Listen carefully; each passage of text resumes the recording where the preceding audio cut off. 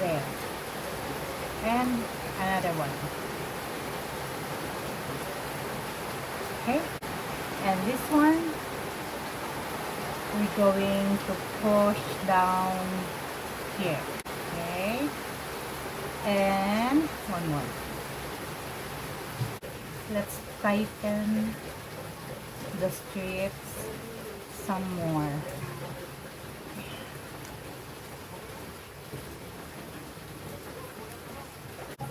One, two, three, four. This one, you push here on this one.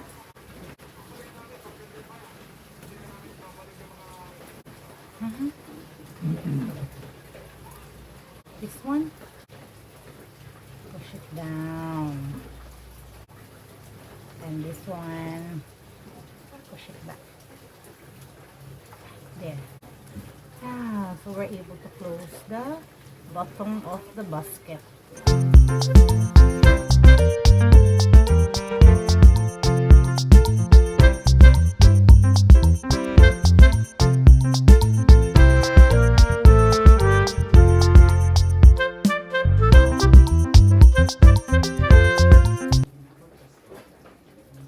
We cut first the small part here,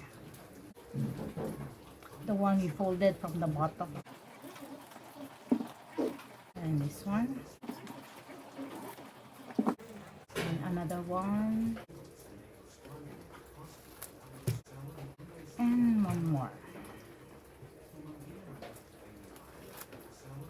So we are left with this portion, but instead of cutting, let's just fold it